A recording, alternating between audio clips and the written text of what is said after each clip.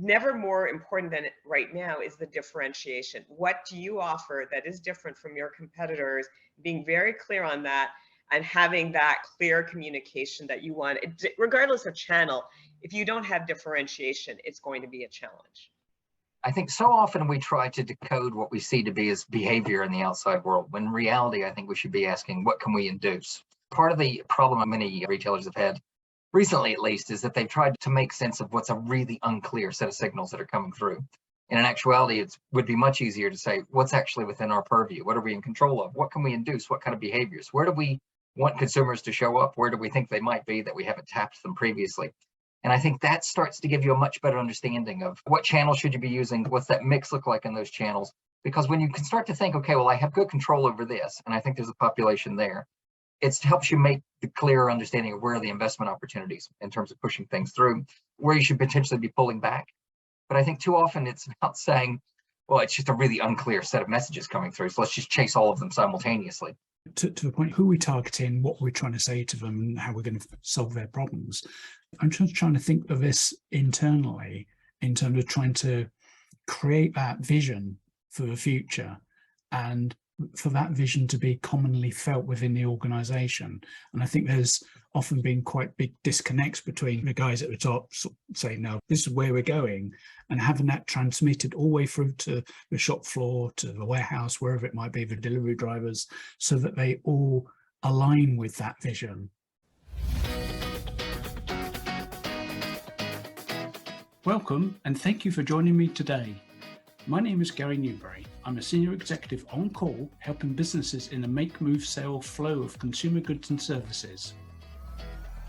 My purpose is to inspire business leaders, particularly those within the consumer products and retailing space, to think big, be bold, scale, adapt and win, one epic supply chain transformation at a time.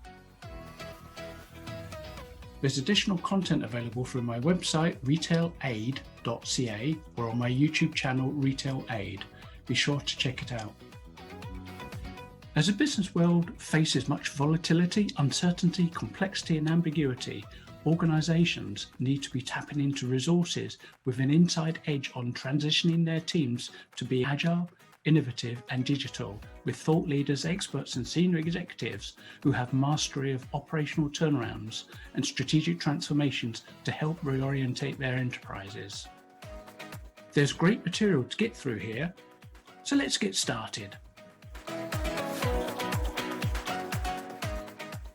Hello, everybody. Welcome back to RetailAID. I have Roslyn and Jeff with me today to just talk about some big issues facing retailers and what they need to think about going forward. So my name is Gary Newbury. I'm a senior exec on call specializing in consumer-driven supply chains. And my thing is turning supply chain disruption into enduring competitive advantage rapidly. Hi, I'm Roslyn Griner. I'm a senior marketer. I've worked in top 5 companies, Fortune 500 companies. I've been in the cosmetic and retail world. And most recently, I'm in the startup world. And so I have perspective on all the different types of retail challenges there are, and I'm happy to share. My name is Jeff Roberts. I'm a commercial strategist by background, management consultant for more or less the last 15 years, currently leading the futures practice at a strategy and innovation consultancy out of London. Excellent. Now, we've got a huge question. Me and Jeff got together about a month ago and just tried to work through it as a result of one of our previous conversations. As we continue to work through increasing volatility impacting the retail ecosystem, we might be tempted to look at previous playbooks or to tap into our more established executives to understand whether or not we need to, one, carry on as we are, sort of more firefighting, because that's what it probably has been, more cost overruns, and perhaps more friction felt consumer interactions, or B, work on incremental change, maybe from our learnings and or spot experimentation, or C, go for a really big rethink, a reinvention, targeting structural change towards a more consumer resonant vision for the 2020s. So previous periods of disruption may shed some light on what our next steps might need to be. However, the entry point into our current situation is different on many fronts, as is the environment we have found ourselves in So what considerations might retailers need to weigh as they set up their operational strategies for success during 2023 and beyond? I definitely think we're entering some real changes. I think, after COVID ended, there was this kind of spending spree that went on. Basically it was the roaring 20s. People went out to restaurants, people started buying clothes again, people started going out to venues.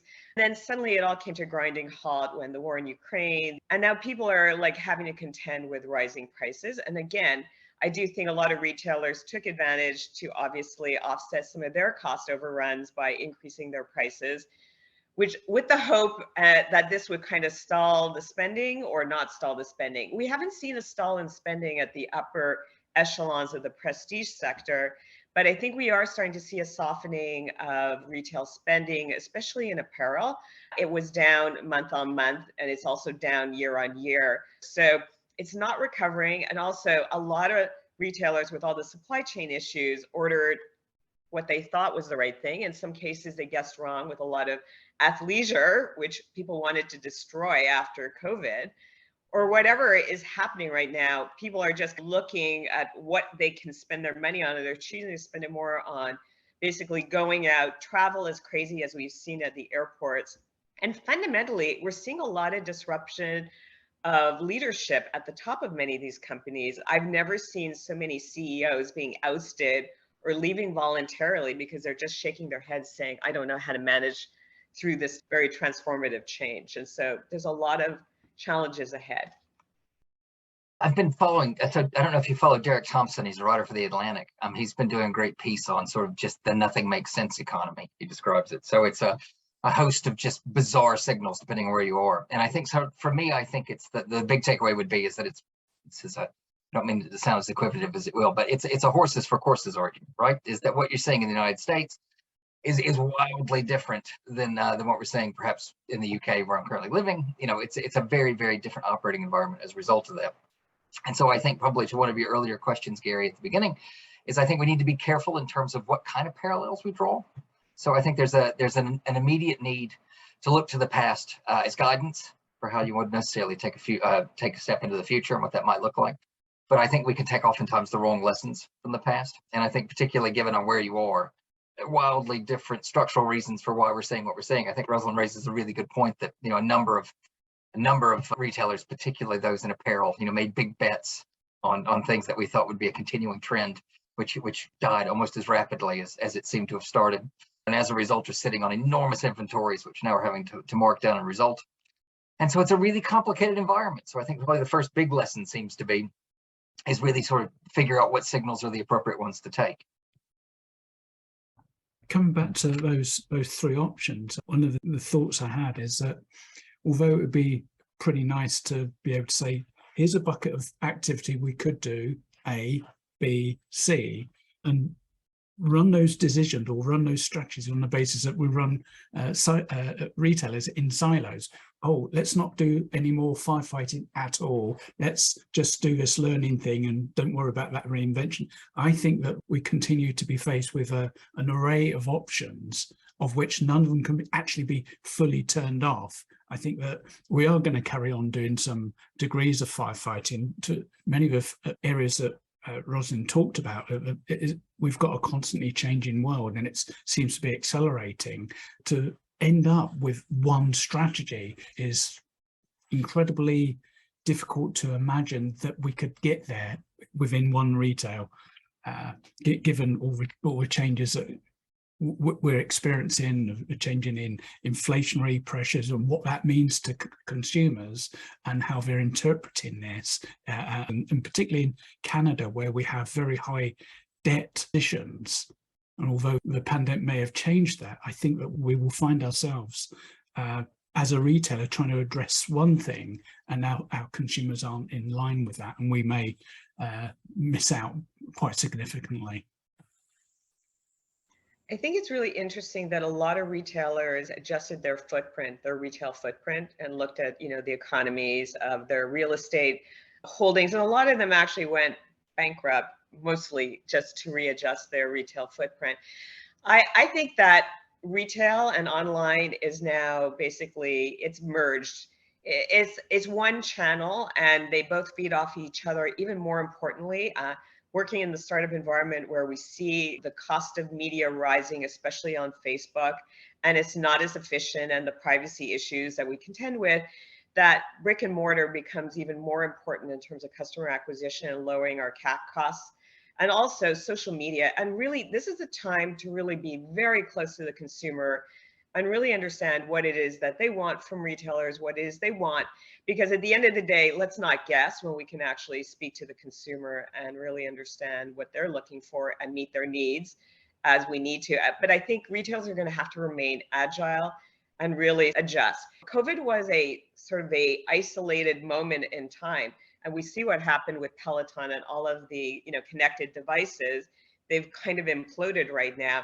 So we have to be careful about anything that happened during COVID to sort of redirect and, as trend foreseeing for what happens. The only thing I think that COVID really accelerated was adoption of online, drop ship, and all of these other things, of pick up in store, order online, pick up in store. All of those things really accelerated during COVID and are here to stay. So I think that's the important shift in learning from what happened over COVID. I think it's a number of good points there. And I think the principal ones I take away is it's really about knowing who your consumer is and what your relationship with them. So I think what is the key thing to my mind is being super clear around, where are you meeting them and what do you want them to do? And then what are you offering as a result of that? Because I think a lot of people forgot, particularly when we were at home for long periods of time, in terms of, what can you use the store for? There's all kinds of different things that you could potentially use brick and mortar for, from as Roslyn rightly notes, from a customer acquisition perspective, but an experiential side, from a data collection point, add on a sell-through side, right? So bringing more of the arrangement rather to light there. And I think it's about being super clear around, who is your consumer? What do you want to do with them? And what relationship do they have with you? Because I think, again, it's one of those things that helps you to decode where are the opportunities, where should I be pointing things? I think a lot of it has been watching other not necessary competitors and then saying, I always think during the height of the pandemic, everyone was looking to Amazon. And I kept telling clients and anyone else who would listen broadly, you don't compete with them in that particular space. So, there's no way you're going to be able to replicate the infrastructure that they built to do the one specific thing that they're very, very good at doing.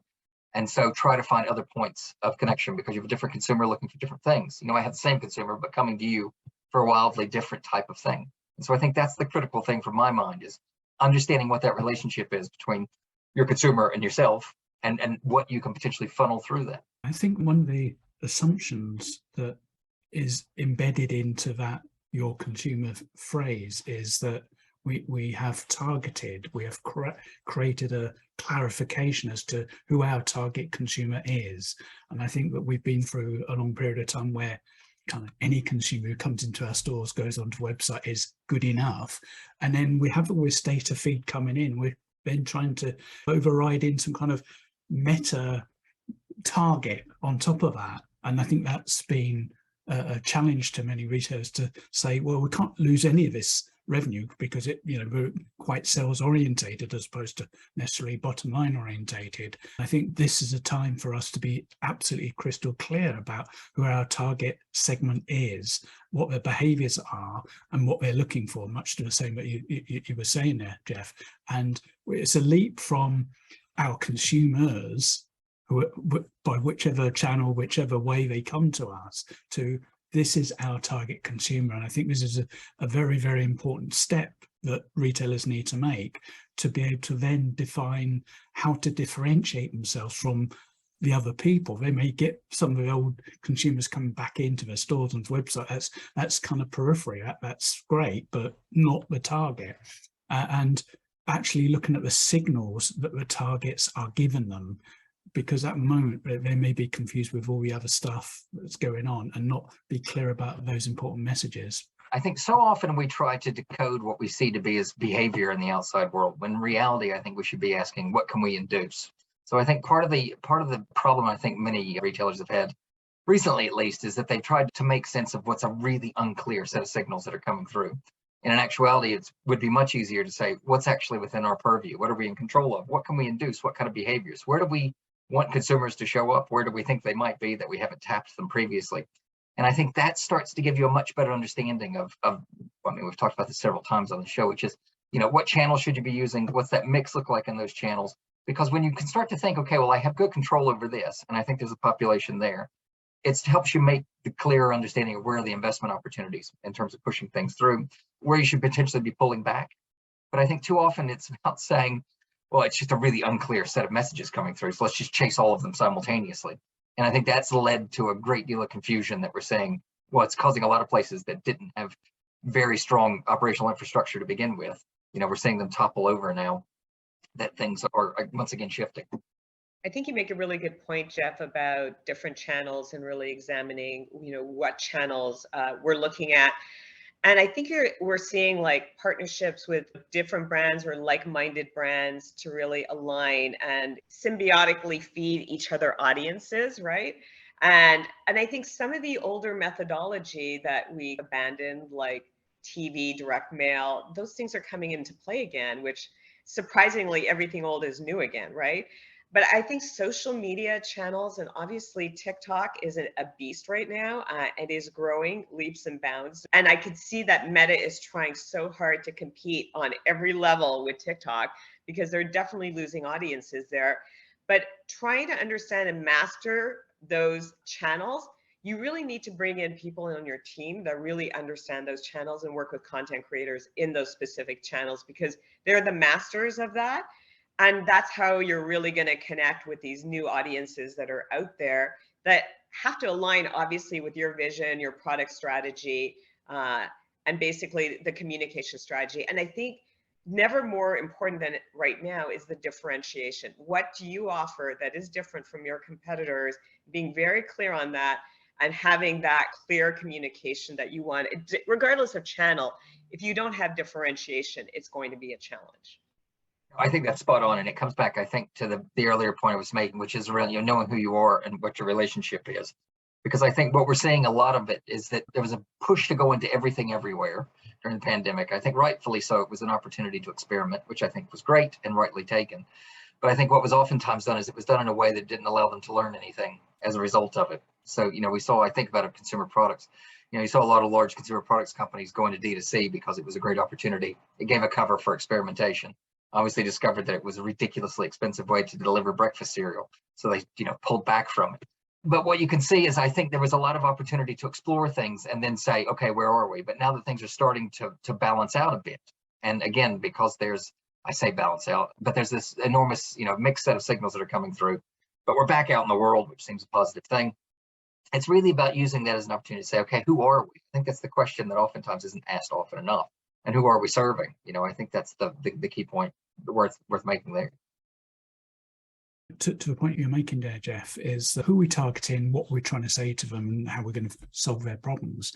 I'm just trying to think of this internally in terms of trying to create that vision for the future and for that vision to be commonly felt within the organization. And I think there's often been quite big disconnects between the guys at the top saying, no, this is where we're going, and having that transmitted all the way through to the shop floor, to the warehouse, wherever it might be, the delivery drivers, so that they all align with that vision.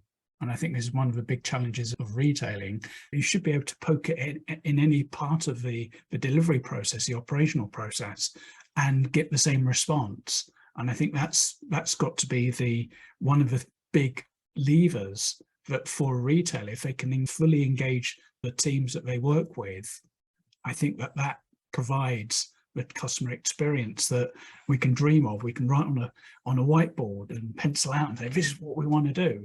But until that actually materializes at the shop floor, at the lady on the till, the guy on the till, the person picking stuff off the shelf for e-commerce orders, until they get it, I think pretty much everything else is off. It's all about trying to organize products and some mystical messages, and maybe including how we transmit ourselves through social media channels. But it's actually, I think, an essential point what we often overlook or we don't pay enough attention to is the element of full employee engagement. And it becomes even more apparent as in Canada, we've got something like 200,000 open vacancies in our food service industry.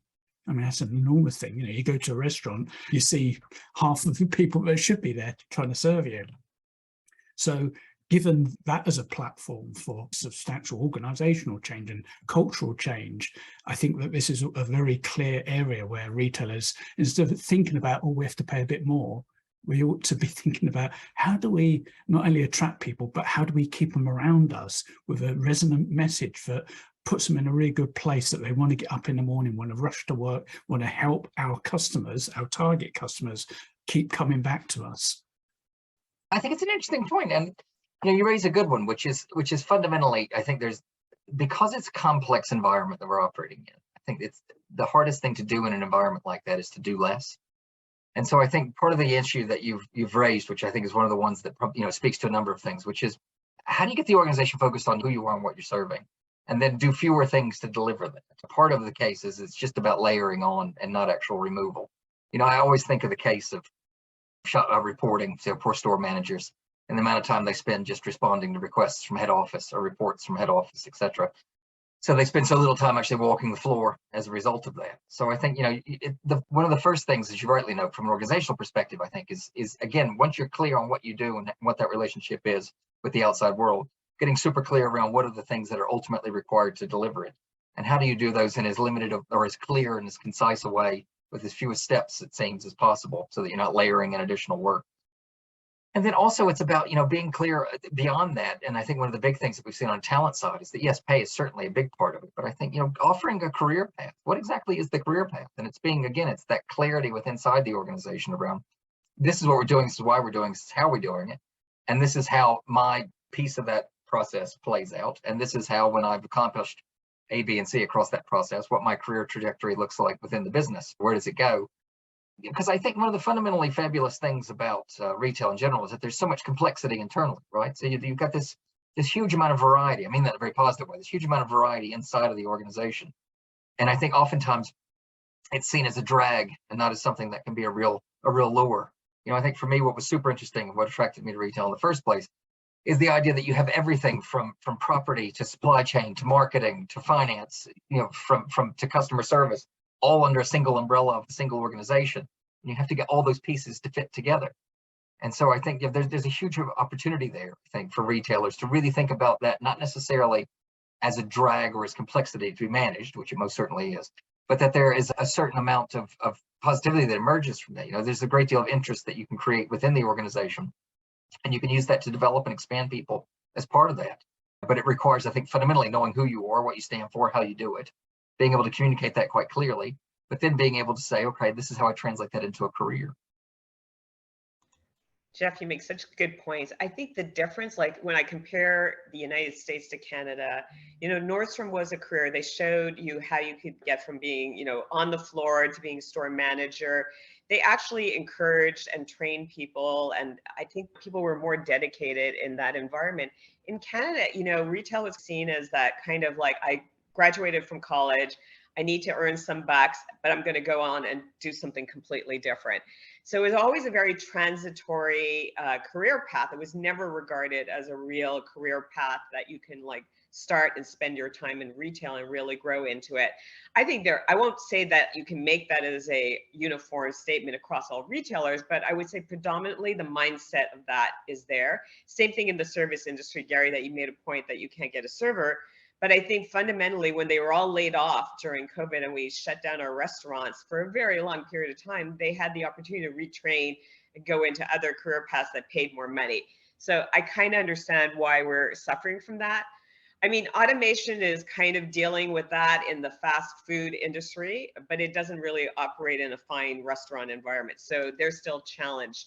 I definitely see the career, younger people that are entering into retail, into any of the organization at head office, they're looking for a big leap and they want to see a career path and they want to see what's the work-life balance. And that's really important to them now. I think after coming off COVID and being able to work from home, they want that work-life balance of being able to sort of run their errands, go to the gym, do all those things they used to do.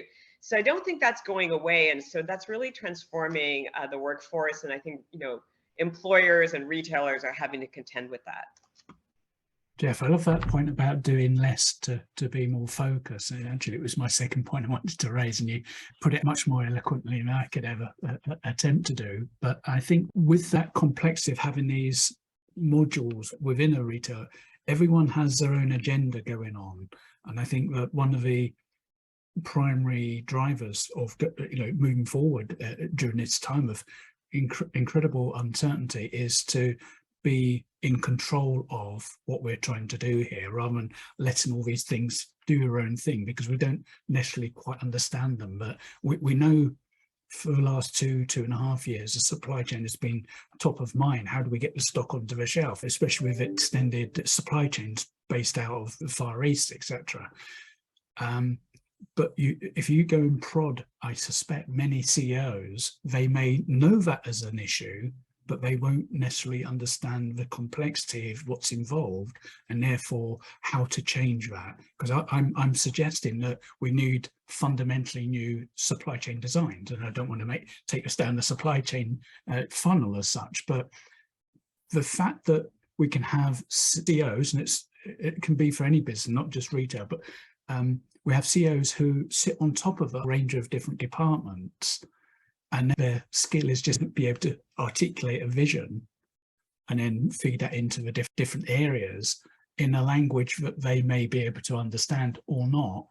I think we'll find in the 2020s going forward is we need CEOs with much more broader experience. We don't want merchandisers to be the CEO or supply chain to be the CEO and drag that team or department with them.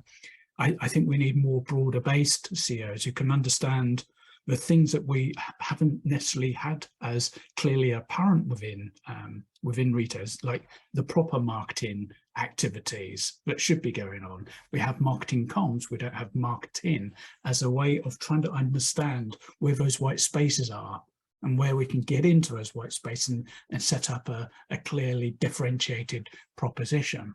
We will need, and to the point that Roslyn made early on, is that the churn of CEOs is possibly an explanation that we have CEOs who knew things from 10, 20 years ago and were very successful during a time of stability, but now we've got complete uncertainty. We don't know what's going to happen next. I don't. Are we going to get another interest rate hike? And is it going to be 1%, 2%? What is it going to be? Are we going to see up or down inflation figures? We don't know. What's the impact on consumers, or our target consumers, more importantly? So I think that we need much more broader based leaders in our businesses who can articulate those visions in a way that can be very well felt by all the departments, and they start to understand how they're joined up as opposed to disparate in the achievement of the corporate goals. No, I think it's a great point, and I think it speaks to something we were talking about earlier, which is there's not a career path per se, right? So when you see CEOs, they tend to come out of either finance or marketing, tends to be the background where they come.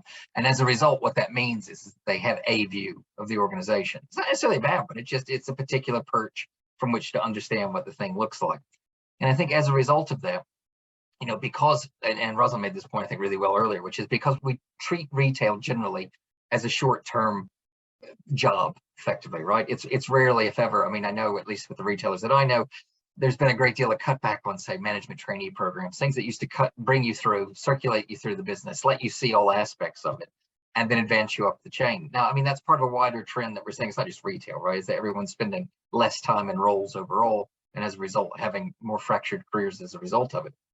But I think you really feel it in something that is as wildly varied as retail is. We've talked about this before, but there's a whole lot of parts there to just get something into a store and get it on a shelf. It's not as simple as, just source it and it shows up in a warehouse, then somebody drags it out and it pops it on a shelf.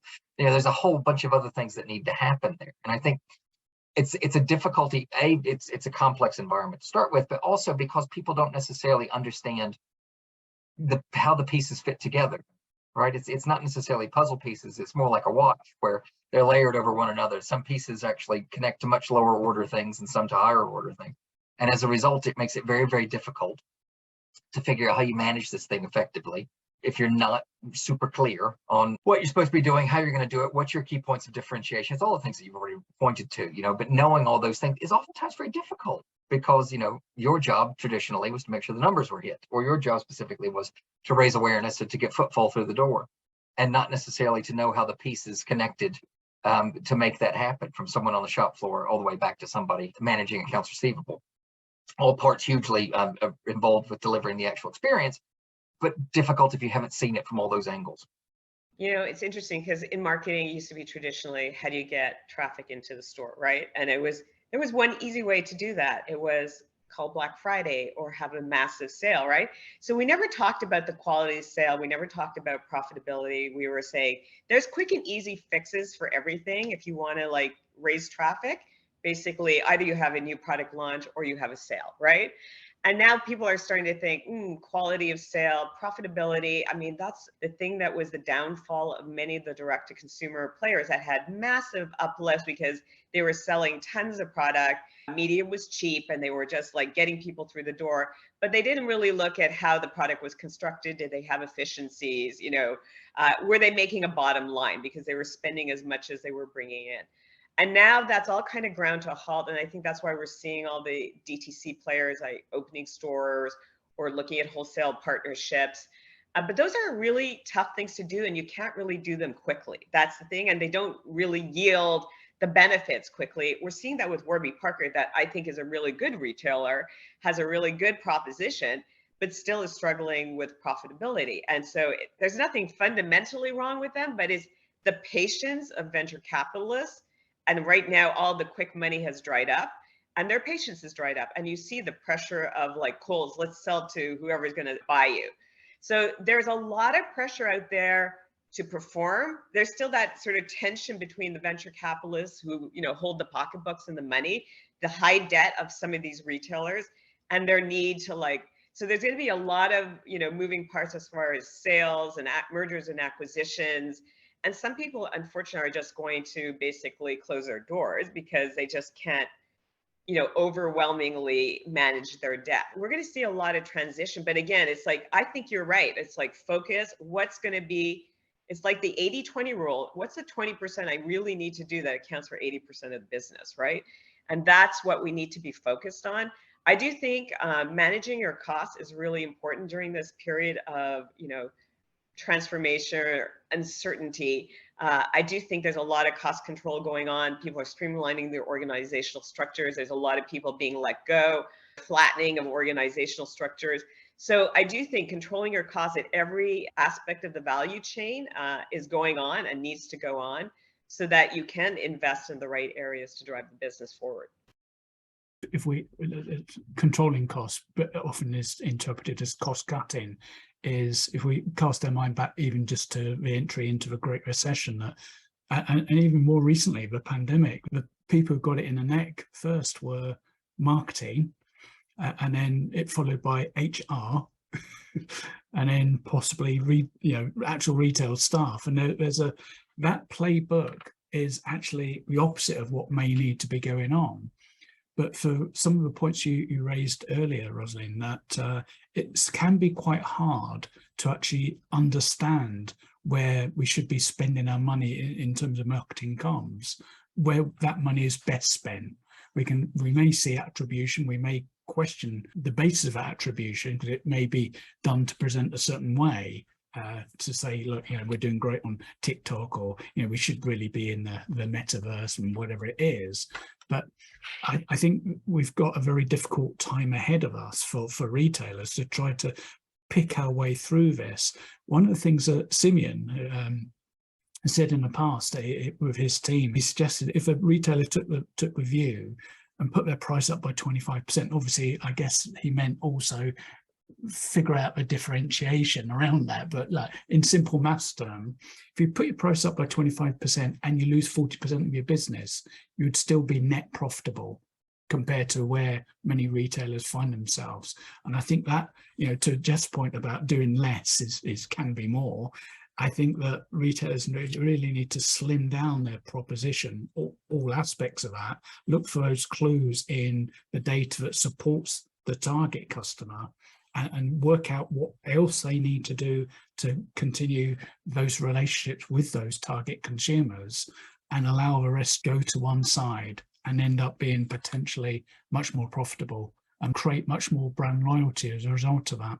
Everybody likes to pick on department stores. I'm actually a huge fan of department stores, but I think everybody likes to pick on them as though, because they were mass market and because they appealed to as many people as humanly possible. And they fell into Steve Dennis's sad middle. They just are a completely undifferentiated mass.